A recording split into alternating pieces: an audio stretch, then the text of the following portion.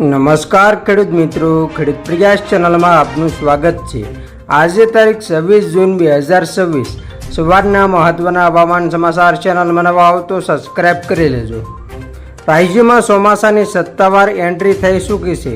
સાનુકૂળ સ્થિતિએ ચોમાસું સતત આગળ વધી રહ્યું છે।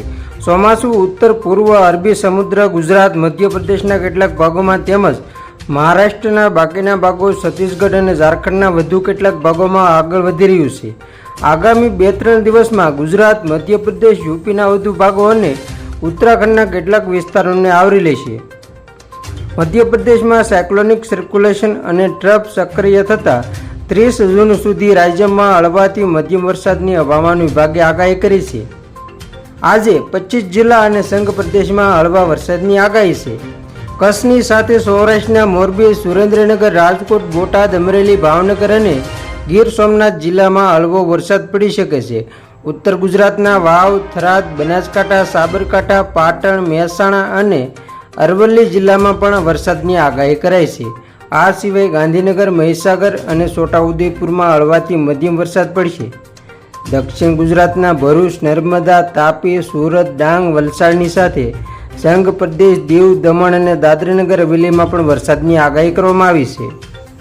દક્ષિણ ગુજરાતના દરિયાઈ કાંઠાના વિસ્તારોમાં પવનની ગતિ 60 કિલોમીટર પ્રતિ કલાકની રહેવાની શક્યતાને પગલે માછીમારોને દરિયો ન ખેડવા માટે સૂચના આપવામાં આવી છે। તો આવતીકાલની વાત કરીએ તો સૌરાષ્ટ્રમાં મોરબી, સુરેન્દ્રનગર, રાજકોટ, બોટાદ, અમરેલી, ભાવનગર અને ગીર સોમનાથ જિલ્લામાં હળવો વરસાદ પડી શકે છે। ઉત્તર ગુજરાતના વાવ, થરાદ, બનાસકાંઠા, સાબરકાંઠા, પાટણ, મહેસાણા અને અરવલ્લી જિલ્લામાં પણ વરસાદની આગાહી કરવામાં આવી છે। આ સિવાય ગાંધીનગર, મહીસાગર અને છોટાઉદેપુરમાં પણ હળવાથી મધ્યમ વરસાદ પડશે। દક્ષિણ ગુજરાતના ભરૂચ, નર્મદા, તાપી, સુરત, ડાંગ, વલસાડની સાથે સંઘ પ્રદેશ, દીવ, દમણ અને દાદરાનગર હવેલીમાં પણ વરસાદની આગાહી છે। ગુજરાતમાં લાંબા સમયની પ્રતીક્ષા બાદ આખરે દક્ષિણ પશ્ચિમ ચોમાસાએ ધમાકાદાર એન્ટ્રી કરી દીધી છે। ચોમાસાના પ્રારંભિક આગમનની સાથે જ રાજ્યના વાતાવરણમાં પલટો આવ્યો છે અને મેઘમંડાણ શરૂ થઈ ગયા છે।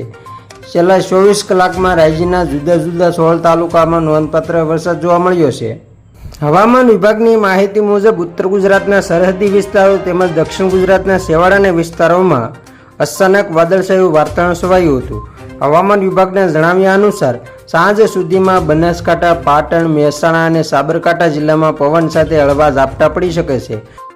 આ ઉપરાંત પૂર્વ ગુજરાતના અરવલ્લી અને મહીસાગર જિલ્લાના છૂટાછવાયા વિસ્તારો તેમજ દક્ષિણ ગુજરાતના વલસાડ, દમણ અને દાદરાનગર હવેલીમાં દરિયાઈ ભેજ અને લો પ્રેશરને કારણે વરસાદની તીવ્ર સંભાવના છે। તો ખેડૂત મિત્રો, આ હતા સવારના મહત્વના હવામાન સમાચાર। ફરી વખત મળીશું નવી અપડેટ સાથે। ત્યાં સુધી જોતા રહેજો ખેડૂત પ્રયાસ યુટ્યુબ ચેનલ।